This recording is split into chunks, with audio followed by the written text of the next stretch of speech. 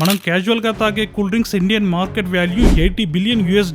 Shocking గా ఉంది కదా. ఇది నేను చెప్పింది కాదు. Indian carbonated beverages market report 2024 ప్రకారం ఈ మార్కెట్ 6.5% గ్రోత్ రేట్ తో $80 బిలియన్ నుండి 2033 ఎండింగ్ కి $141.1 బిలియన్ కి ఎక్స్ప్లోడ్ అవ్వబోతుంది. ఈ రేంజ్ లో డిమాండ్ పీక్ లో ఉంటే ఎవరు వదులుకుంటారు? అందులోనూ India's number 1 business tycoon Mukesh Ambani గారు అసలు వదులుకోలేరు. తన ఓన్ బ్రాండ్ క్యాంపాకోలాతో మార్కెట్ లోకి ఎంట్రీ ఇచ్చాక మార్కెట్ షేర్ నుంచి డైరెక్ట్ గా 10% లాగేసుకున్నారు. ఇంకా బిగ్గెస్ట్ మూవ్ ఏంటంటే క్యాంపాకోలా 200 crores పెట్టి ఐపీఎల్ లో కో ప్రెజెంటింగ్ స్పాన్సర్ రైట్స్ ని కొనుక్కుంది. Pepsi and cocoa కోలాని over shadow చేయడానికి క్లియర్ గా ప్లాన్ చేశారు. ఐపీఎల్ లో మ్యాసివ్ రీచ్ ఉంటుంది. So Campa Cola brand recognition sky rocket అవ్వడానికి ఛాన్సెస్ ఉన్నాయి. క్యాంపాకోలా 1970s లో చాలా పాపులర్ బ్రాండ్, కానీ ఎప్పుడైతే దేశీ మార్కెట్ లో కోకా కోలా పెప్సీ వచ్చాయో స్లోగా ఫేడ్ అయిపోయింది. Mukesh Ambani business strategy ideas తో మార్కెట్ లోకి రీ ఎంట్రీ ఇచ్చింది. ఈ కోలా వార్ లో గెలవాలి అంటే సింపుల్ ఫార్ములా ఉంది: ప్రైజింగ్, ప్యాకింగ్, బ్రాండింగ్. ఇలా అంబానీ గురించి చెప్పేదేముంటుంది? తన brand head to head compete ఇచ్చేలా